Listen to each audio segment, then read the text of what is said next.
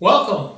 My name is MrMichaelDBrown and I'm your host for this channel, which is called Really Great Music, and our website www.realllygreatmusic.com, where you will find some beautiful music and a wonderful variety of different genres. Well, let me begin by saying thank you for writing in and asking questions. The first of two questions that we got regarding the song 24/7, where I spoke about figures of speech. Someone asked the question, they said, Michael, what is the difference? You mentioned metaphor and simile. What is the difference between the two? And they also asked me to please give an example. So I'm going to do exactly that. Well, you'll notice right next to me here are some magnolias. Beautiful magnolias. It's spring, and we've got some beautiful magnolias. The question about metaphor and simile. Well, an example would be a husband might say to his wife, if he wanted to use a simile, he would say, honey, your beauty is as the beauty of a magnolia, using the word as. Or, again, using a simile, he may say, honey, you are beautiful like a magnolia. So he used the word as or like when comparing her beauty to the beauty of a magnolia. Now, what about metaphor, and what would be the difference? The metaphor does not use like or as. Only the simile uses like or as. They are both comparisons. So let's give an example with a metaphor. The metaphor, the husband might say to his wife, his lovely wife, he may say, honey, you are a lovely magnolia. As he's telling her that she's a flower. No, he's not saying she's a flower. She's still a human being. He's talking about her beauty, and he's comparing her beauty to the beauty of a magnolia. Two ways to do that. He may use like or as, which would be a simile, or he may simply say, honey, your beauty is the beauty of a magnolia. So that would be the difference between a metaphor and a simile when comparing beauty. And all throughout the poem, we use metaphors, we use similes. Now we have another question regarding a different poem, a different song, the song, That's a Good Lie. And someone said, well, are you suggesting that there is such a thing as a good lie? So they were a little confused by the title of the song, That's a Good Lie. Well, this is something we like to call, well, actually two things. Number one, it's called sarcasm. We're being sarcastic. So the statement is not to be taken literally. It's a figure of speech. We're speaking figuratively. We're speaking sarcastically. By being sarcastic, we're saying there isn't such a thing as a good lie, right? When we call it a good lie, we say, well, that's a good lie, as she keeps saying throughout the song. The man in the song says, I will love you until the day I die. She says, that's a good lie.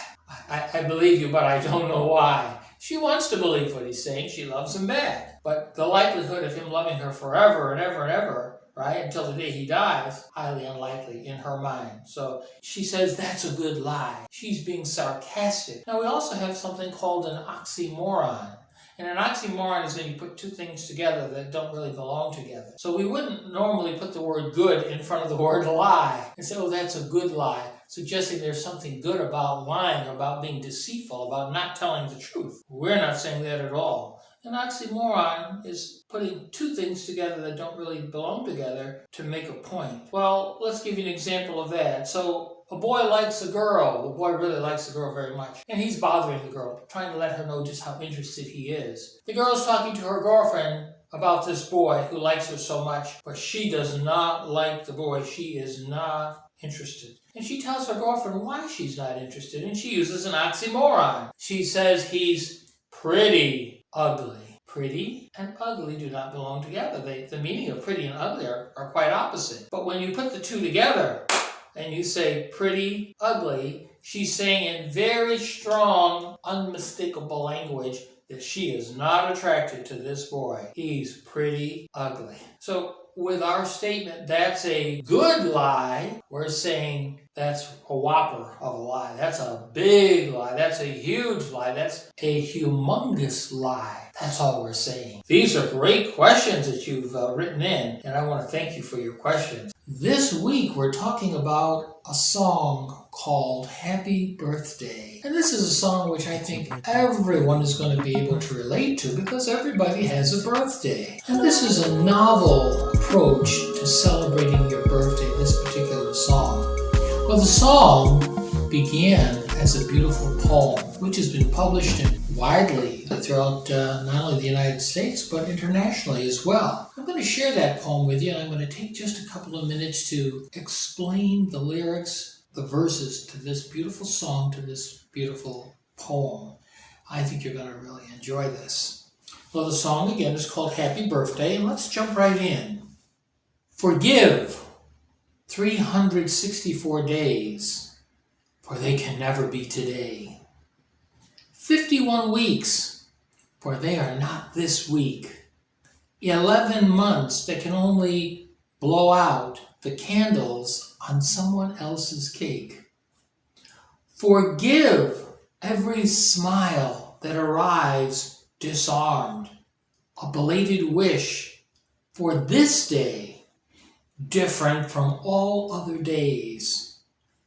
Forgive these simple words for wishing they were more, much more than just mere words on this day, different from every other day. Well, let's talk about why this is a special poem and why it's going to be, when you hear it for the first time, a real treat, an amazing song. Well, the words open up with the word forgive, and there's repetition throughout. Now, a song is going to naturally, or should naturally, have some repetition to it if it's lyrical. Poems also can be lyrical, and they can rhyme. This poem, while it doesn't rhyme, does have a lyrical feel to it because there's some repetition built in. And 3 times in the poem, we find the word forgive. And forgive is a great word to open the song with, or to open the poem with. So here we are talking about a birthday, celebrating a birthday, and we're introduced to the song with the word forgive. Forgive what? Forgive 364 days. Now, why do we need to forgive 364 days? We need to forgive 364 days because they're not your birthday. You only have one birthday a year. And on that one day of the year is going to be different from every other day. So we open up the poem, the song, with the word forgive. Forgive 364 days. And we tell you why. We use the word for. For introduces a purpose clause. That's good English, right? Good writing. For, here's the reason why we have to forgive those 364 days. They can never be today, right? You're born on a certain day. That's your birthday forever. That never changes. The day of your birth.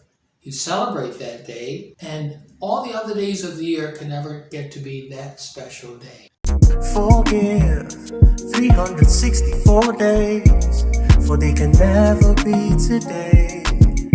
And then it starts with days. There are 365 days in a year, of course. We've eliminated 364 days, which are not your day, not your special day. But then we move from days to weeks, so there's a progression. Not only are we going to forgive 364 days, which are not your day, we're going to forgive 51 weeks, for they not be sweet. Sometimes when we celebrate our birthday, we make it more than just one day. We want a whole bunch of days. We want not just the day of our birthday, we want the week of our birthday to keep celebrating. Sometimes you get partying and celebrating and enjoying yourself, and you don't want it to end, and you'll extend it beyond just that one day. So we go on to say forgive 51 weeks because they're not the week of your birthday. Even the week of your birthday is special because you know that day is coming. Your special day is coming. And sometimes you'll have a party, there'll be a celebration, and that takes time, that takes preparation. So we're looking more at just the day. Now we're looking at the week, the actual week when your birthday comes. 51 weeks. Forgive them. Why? For they are not this week. So we're going to eliminate the 51 weeks and zero in on that one of the 52 weeks of the year that belongs to you. And then we don't stop with the day. We don't stop with the week. We go into the months. We know there are 12 months in the year. The song, the poem then goes on to say, in terms of forgiveness, forgive 11 months. What about those 11 months? Those 11 months that can only blow out the candles on someone else's cake. So you have a beautiful image here of the cake, of people blowing out the cake, the candles on the cake in that celebration. But they're doing it not on the month of your birthday, the 11 months which we must forgive because we have to be kind, we have to allow other people a celebration. We have to allow others that time to celebrate as well. So those 11 months don't belong to us. we have our birthday month. My birthday month, by the way, is July. I was born in July. I love the month of July because it's a warm month, and I love the summer. I like being born in the summer. But you know the problem with being born in the summer is you don't get to celebrate because school's out and all your friends are not around. So I never did get to have a birthday party when I was going through school. That was the only time I wasn't so happy about having been born during the summer in July. But July is a great month. That's my month. Well, the song goes on to say, a belated wish for this day, different from all other days. You know, a lot of times people find out it's your birthday after your birthday is over. So what do? They're asking you to forgive them. They're asking for a belated wish. They're going to wish you happy birthday, even though your birthday has come and gone. So forgive 364 days, forgive 51 weeks, forgive 11 months, and now a belated wish. Allow me to wish you a happy birthday, even though I'm late and I missed the actual day. And then we see the word forgive the third time. We've gone past the days, we've gone past the weeks, we've gone past the months, and now we're saying forgive these words, because this is all we have to offer you. All we can give you is happy birthday. We can't give everyone a gift, but we can say to everyone, happy birthday. We can give you a wish. Forgive these simple words for wishing. They were much more. We wish that it was more than just our words. We wish we could give you a card. We wish we could give you money. We wish we could give you a gift, right? We want to do more than just say happy birthday. We'd like to do more. And that's what it closes here. It says, Forgive is simple words for wishing. They were much more than just mere words on this day. Different from every other day. and your birthday is different from every other day because it's personal, because it's your day. And maybe today is your birthday, or your birthday is coming up pretty soon here. This song is a special song, and it's a twist on an old idea. And great songs a lot of times will take an old idea, whether it's talking about love or war or relationships or whatever the song might be about, whatever the topic might be about. And a great song will take that idea, and really there aren't really very many ideas that are so original anymore. Most songs are dealing with an idea that we're familiar with, something that we can relate to, some ideal or some theme that we feel connected to or that we can connect with. So this song takes an old traditional theme or an idea, and it's going to present it in a different way. I think you're going to enjoy this song very, very much. Now, this week's song, Happy Birthday, was sung by an artist we've mentioned before. His name is Sam Clement, and Sam has done many songs for us. I think we've got over 12 songs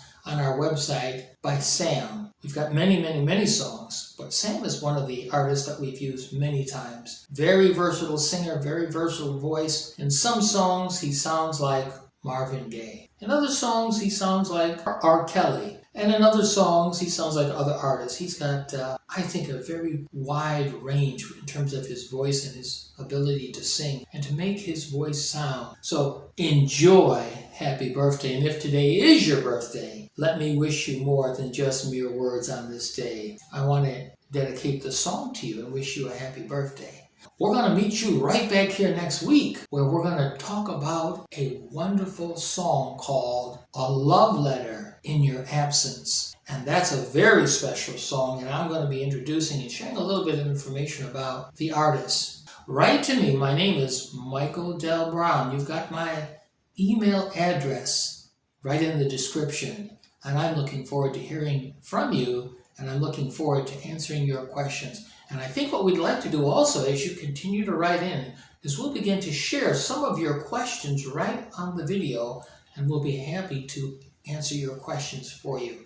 Any question about the song is okay, or about the artist, or about me, myself, or about our company, reallyGreatMusic.com. Please remember to leave your questions posted. Thank you for sending them directly to my email. You can still do that. But I also would like to encourage you to please post your question right online with the video so that others may see it, and perhaps we can get a discussion going, and that too will foster more questions. My name is MrMichaelDBrown, and I want to thank you for your participation in our video. So we're going to look forward to seeing you next week, right here, same time, same place. Thank you for joining us.